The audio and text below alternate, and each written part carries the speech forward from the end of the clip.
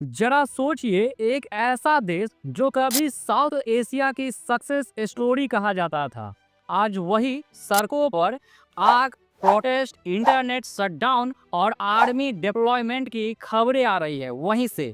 लेकिन सवाल है, क्या ये सिर्फ प्रोटेस्ट है या इसके पीछे राजनीति, पावर स्ट्रगल और इंटरनेशनल प्रेशर भी है? नमस्कार दोस्तों, आज हम बात करेंगे, जानेंगे बांग्लादेश में क्राइसिस को पूरी गहराई से, फैक्ट, डेटा और प्रूफ के साथ समझेंगे। कोई चीख चिल्ला नहीं, कोई व्हाट्सएप फॉरवर्ड नहीं, सिर्फ वेरीफाइड जानकारी। अब यहाँ एक सवाल आता है जो सिर्फ बांग्लादेश तक सीमित नहीं है, बल्कि भारत की सड़कों तक गूंज रहा है। आपने देखा होगा, भारत के कई शहरों में प्रोटेस्ट हो रहे हैं, सोशल मीडिया पर आउटरेंज, सेव बांग्लादेशी हिंदूज जैसे स्लोगन्स उठ रहे हैं। तो सवाल सीधा है, क्या बांग्लादेश में हिंदुओं पर अत्याचार हो रहा है? तो आइए आपको बताते हैं ऐसा क्यों। बांग्लादेश एक मुस्लिम मेजोरिटी देश है, लेकिन ऑफिशियली वो सेकुलर रिपब्लिक है। पॉपुलेशन डेटा के अनुसार मुस्लिम वहाँ पर 90%, हिंदू 8 से 9%, बाकी माइनॉरिटीज हैं। यानी हिंदू माइनॉरिटी में है लेकिन बाहर से आए हुए नहीं, वो वहीं के नागरिक हैं। अब ग्राउंड रियलिटी क्या है? इंटरनेशनल रिपोर्ट्स और मीडिया के अनुसार कुछ इलाकों में हिंदू घरों पर हमले हो रहे हैं, टेम्पल्स को नुकसान पहुंचाया जा रहा है। अब सबसे इम्पोर्टेंट सवाल, आखिर हिंदुओं को ही टारगेट क्यों किया जा रहा है? इसके पीछे 4 बड़े कारण बताए जाते हैं। माइनॉरिटीज होना, जो आसान टारगेट होता है जब भी लॉ एंड ऑर्डर कमजोर होता है, पुलिस ओवर से ट्रेस्ड होती है, मॉब मेंटेलिटी हावी होती है, तो माइनॉरिटीज सबसे पहले प्रभावित होते हैं। ये सिर्फ बांग्लादेश की कहानी नहीं है, ये दुनिया के हर कॉन्फ्लिक्ट जोन में देखा गया पैटर्न है। सोशल मीडिया पर एक इंसिडेंट एक्सेलरेट होता है, मॉब बिना वेरिफिकेशन एक्शन ले लेता है और नुकसान उठाता है आम हिंदू परिवार। इंडिया में प्रोटेस्ट क्यों हो रहे हैं? अब भारत की बात, भारत में प्रोटेस्ट इसलिए हो रहे हैं क्योंकि धार्मिक जुड़ाव, हिस्टोरिकल कनेक्शन, माइनॉरिटी राइट्स का सवाल। लेकिन इंडिया गवर्नमेंट ऑफिशियली कहती है हम माइनॉरिटीज़ की सुरक्षा को लेकर कंसर्न रखते हैं, लेकिन यह बांग्लादेश का इंटरनल मैटर है। इंडिया डिप्लोमेटिकली बांग्लादेश गवर्नमेंट से एश्योरेंस मानता है, ओपन इंटरवेंशंस नहीं करता, क्योंकि डायरेक्ट हस्तक्षेप रीजनल इंस्टेबिलिटी बढ़ा सकता है, डिप्लोमेटिक रिलेशंस बिगड़ सकता है। यहाँ एक बात बहुत साफ समझनी जरूरी है, हिंदुओं पर अत्याचार यानी पूरे बांग्लादेश को दोषी ठहराना नहीं। कई मुस्लिम नागरिकों ने भी हिंदुओं को शेल्टर दिया, सिविल सोसाइटी ग्रुप्स ने कंडेम किया, बांग्लादेशी गवर्नमेंट ने भी ऑफिशियली डिनाइल नहीं बल्कि इन्वेस्टिगेशन की बात कही। यानी तस्वीर ब्लैक एंड वाइट नहीं है। जब भी सत्ता कमजोर होती है तो सबसे पहले चोट माइनॉरिटीज को लगती है, धर्म कोई भी हो। और यही वजह है कि बांग्लादेश का संकट सिर्फ पॉलिटिकल नहीं, ह्यूमन राइट्स का भी संकट बन जाता है। और सवाल यह है, क्या स्टेबिलिटी के नाम पर माइनॉरिटीज की सुरक्षा को नज़रअंदाज किया जा सकता है, या फिर डेमोक्रेसी का असली टेस्ट यहीं से शुरू होता है? बांग्लादेश में अभी जो प्रोटेस्ट हो रहे हैं वो आखिरकार क्यों हो रहे हैं? तो इसका सबसे बड़ा यहाँ पर जो इशू निकल के आता है वो है कोटा इशू। अब यहाँ से कहानी असली मोड़ लेती है। आप सोच रहे होंगे, इतनी ग्रोथ के बाद भी लोग सड़कों पर क्यों हैं? तो चलिए बिल्कुल बेसिक से समझते हैं। बांग्लादेश में सरकारी नौकरियों को बहुत ज़्यादा सिक्योर माना जाता है। रीज़न सिंपल है, job security, respect, pension, stable life. लेकिन प्रॉब्लम कहाँ है? कोटा सिस्टम के अंदर। जी हाँ, कोटा सिस्टम क्या है? तो बांग्लादेश में सरकारी नौकरियों का लगभग 56% हिस्सा जो है वो कोटा सिस्टम के तहत जाता है। इन कोटा में शामिल है फ्रीडम फाइटर के परिवार, वुमेन, इसके बाद माइनॉरिटीज जो हैं वो, और डिसेबल्ड कैंडिडेट। अब सुनने में ये सब बहुत फेयर लगता है ना? लेकिन स्टूडेंट क्या कह रहे हैं? स्टूडेंट की असली शिकायत, स्टूडेंट का कहना है जब आधे से ज़्यादा सीट्स पहले से रिजर्व हो तो मेरिट के लिए स्पेस ही नहीं बचता। एक एवरेज स्टूडेंट सालों पढ़ाई करता है, कॉम्पिटिटिव एग्जाम देता है, लेकिन सीट्स पहले से फिक्स्ड कोटा में चली जाती है। अब फ्रस्ट्रेशन यहीं से पैदा होती है। प्रोटेस्ट कैसे आखिरकार ये शुरू हुआ? तो university campus, peaceful march, placards, slogans, लेकिन फिर police intervention, lathicharge, tear gas, इसके बाद अरेस्ट्स, और यहीं पर प्रोटेस्ट एक्सीलरेट हो गए। स्टूडेंट का कहना था हम बात करना चाहते हैं। गवर्नमेंट का रिस्पांस, ये लॉ एंड ऑर्डर का इशू है। गवर्नमेंट कह रही है कि ये लॉ एंड ऑर्डर का इशू है। प्रोटेस्ट होना डेमोक्रेसी की निशानी है, लेकिन प्रोटेस्ट को क्रश करना ये डेमोक्रेसी को वीक करता है। गवर्नमेंट रिस्पांस, पुलिस एक्शन और इंटरनेट शटडाउन। अब सरकार की साइड भी समझना जरूरी है।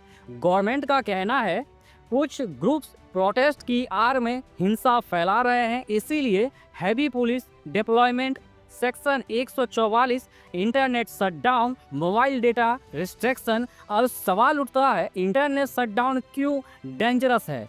इंटरनेट सिर्फ इंटरटेनमेंट नहीं है। आज इंटरनेट मतलब information, emergency communication, independent reporting. जब इंटरनेट बंद होता है सिर्फ गवर्नमेंट नैरेटिव चलता है, ग्राउंड रियलिटी बाहर नहीं आती। ह्यूमन राइट्स कहते हैं इंटरनेट शटडाउन मतलब डिजिटल सेंसरशिप। जरा सोचिए, अगर आपके शहर में कुछ गलत हो रहा हो और आप उसे दिखा ही नहीं पाए, तो क्या वो प्रॉब्लम अपने आप खत्म हो जाएगी या सिर्फ चुप हो जाएगी? आर्मी की एंट्री, स्टेबिलिटी या वार्निंग साइन? जी हाँ, ये भी आपको समझना जरूरी है। अब एक बहुत सेंसिटिव मुद्दा, आर्मी की डिप्लॉयमेंट। गवर्नमेंट कहती है आर्मी सिर्फ सपोर्ट रोल में है। टेक्निकली ये सच भी है क्योंकि कॉन्स्टिट्यूशन इसकी इजाजत देता है, लेकिन हिस्ट्री क्या कहती है? बांग्लादेश और आर्मी का पुराना रिश्ता, बांग्लादेश का पास्ट भी आपको याद रखिए। जी हाँ, आपको याद रखना जरूरी है। 1975 military coup, 2007 caretaker government. यानी आर्मी सिर्फ सिक्योरिटी फोर्स नहीं रही, पावर डायनेमिक्स का हिस्सा भी रही है। अब प्रॉब्लम कहाँ है? तो जब प्रोटेस्ट होता है ना, तो पब्लिक ग्रीवांस, जी हाँ, एक बहुत बड़ा मैसेज जाता है पूरे देश के अंदर।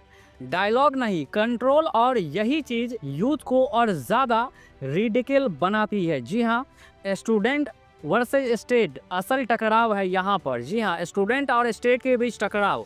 स्टूडेंट सिर्फ कोटा की बात नहीं कर रहे हैं, असल डिमांड है transparency, fair competition, political naturality in exam. लेकिन जब स्टूडेंट को एंटी नेशनल कहा जाए, यूनिवर्सिटीज में पुलिस घुसे, अरेस्ट हो, तो ट्रस्ट टूटता है। जब युवा डरने लगते हैं तो देश बूढ़ा होने लगता है। इंडिया बांग्लादेश एंगल को भी यहाँ पर समझना काफ़ी ज़्यादा ज़रूरी है।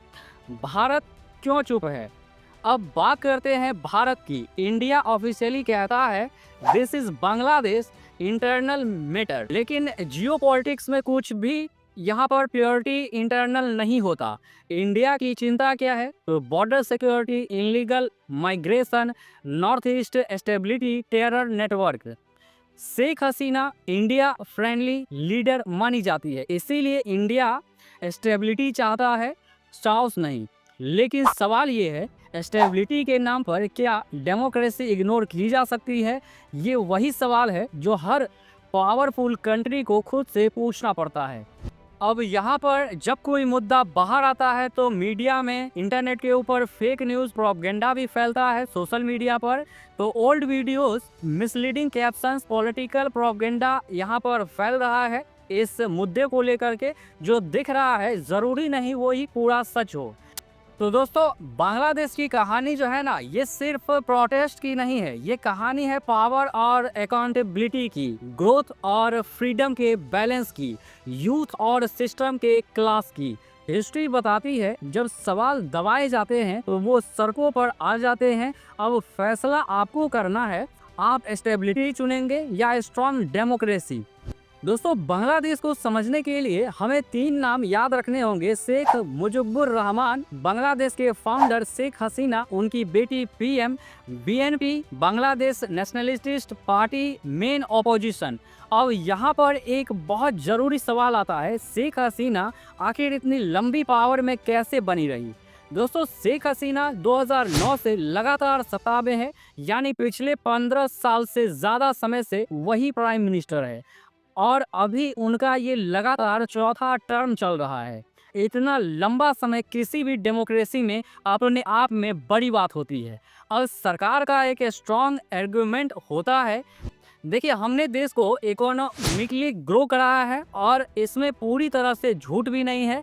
अगर हम वर्ल्ड बैंक और IMF का डेटा देखें तो कुछ चीज़ें बिल्कुल साफ दिखती है। बांग्लादेश की पॉवर्टी रेट पिछले 15 साल में काफ़ी कम हुई है। कोविड से पहले GDP ग्रोथ का लगभग 6 से 7% सालाना रही। गारमेंट्स एक्सपोर्ट, रिमिटेंस और इंफ्रास्ट्रक्चर में ग्रोथ आई। वर्ल्ड बैंक की बांग्लादेश इकोनॉमिक अपडेट रिपोर्ट बताती है कि Bangladesh achieved consistent economic growth and poverty reduction. IMF की कंट्री रिपोर्ट ऑन बांग्लादेश भी यही कंफर्म करती है कि इकोनॉमी माइक्रो लेवल पर स्टेबल रही है। मतलब नंबर के हिसाब से इकोनॉमी ने अच्छा परफॉर्म किया है। लेकिन यहाँ असली सवाल शुरू होता है। अब मैं आपसे एक सीधा सवाल पूछता हूँ, क्या सिर्फ इकोनॉमिक ग्रोथ से डेमोक्रेसी स्ट्रांग हो जाती है? यहीं पर एक बहुत इंपॉर्टेंट लाइन याद रखिए, economic growth equal to democracy strong. यानी देश अमीर हो रहा है, लेकिन इसका मतलब ये नहीं है कि देश ज़्यादा डेमोक्रेटिक भी हो रहा है। डेमोक्रेसी सिर्फ GDP नहीं होती। डेमोक्रेसी का मतलब होता है free and fair election, strong opposition, independent media, judiciary की ऑटोनॉमी पावर पर सवाल पूछने की आज़ादी। अब क्राइसिस क्या कहते हैं? ह्यूमन राइट्स ऑर्गेनाइजेशन और इंटरनेशनल मीडिया के अनुसार ऑपोजिशन पार्टीज को स्पेस कम मिला, इलेक्शन पर सवाल उठे, मीडिया पर प्रेशर बढ़ा, प्रोटेस्ट करने वालों पर क्रैक डाउन्स हुए। यानी बाहर से देखने पर रोड, ब्रिज, GDP सब चमक रहा है, लेकिन अंदर से जो सिस्टम है ना, वो पूरा एकदम कमजोर हो रहा है। जरा एक एग्जांपल से समझिए। मान लीजिए आपके घर की इनकम बढ़ गई है, लेकिन घर में किसी को बोलने की आज़ादी नहीं। फैसले सिर्फ एक ही इंसान ले रहा है, सवाल पूछने पर डांट पड़ती है। तो क्या आप कहेंगे कि सब कुछ परफेक्ट है क्योंकि पैसा आ रहा है? शायद नहीं। यही सिचुएशन कई एक्सपर्ट बांग्लादेश के लिए बताते हैं। पावर का इम्बैलेंस। जब एक ही पार्टी लगातार इलेक्शन जीतती है, ऑपोजिशन कमजोर होता जाता है, इंस्टीट्यूशंस सरकार से डरने लगते हैं। हिस्ट्री हमें सिखाती है कि पावर जितनी ज़्यादा कंसंट्रेट होती है, डेमोक्रेसी उतनी फ्रिगल होती जाती है। और यही टेंशन आज हमें बांग्लादेश की सड़कों पर दिख रही है। इकोनॉमिक सक्सेस की स्टोरी के पीछे एक फ्रस्ट्रेट यूथ, एक एंग्री ऑपोजिशन और एक कंट्रोल ओरिएंटेड स्टेट खड़ा है। और सवाल ये है, जब स्टूडेंट प्रोटेस्ट करते हैं तो सरकार डायलॉग करती है या फोर्स का इस्तेमाल, और यहीं से शुरू होती है आज की सबसे बड़ी कहानी। अब यहाँ पर आपको एक चीज़ और समझनी पड़ेगी, army and law and order. अब सवाल आता है, आर्मी क्यों डिप्लॉय हुई? गवर्नमेंट का दावा है लॉ एंड ऑर्डर मेंटेन करने के लिए, लेकिन हिस्ट्री याद रखिए, बांग्लादेश में पहले भी मिलिट्री इन्फ्लुएंस रहा है। 1975 coup, 2007 caretaker government, army backed. लेकिन प्रॉब्लम ये है, आर्मी जब स्ट्रीट पर आती है तो डेमोक्रेसी कमज़ोर होती है। स्टूडेंट सिर्फ कोटा नहीं, सिस्टमैटिक फेयरनेस की बात कर रहे हैं। उनकी डिमांड कोटा रिड्यूस हो, ट्रांसपेरेंट रिक्रूटमेंट, पॉलिटिकल इंटरफेरेंस खत्म हो। तो दोस्तों, बांग्लादेश में जो हो रहा है वो सिर्फ प्रोटेस्ट नहीं है, ये है youth frustration, power imbalance, democracy versus control, stability versus freedom. जब युवा सड़कों पर आते हैं तो बदलाव या तो डायलॉग से आता है या फिर डैमेज के साथ। आप क्या सोचते हैं? गवर्नमेंट सही है? स्टूडेंट की डिमांड जायज़ है? इंडिया को क्या रोल प्ले करना चाहिए? कमेंट में अपनी राय लिखिए। वीडियो पसंद आया हो तो शेयर ज़रूर करें, क्योंकि समझदारी फैलाना भी एक जिम्मेदारी है।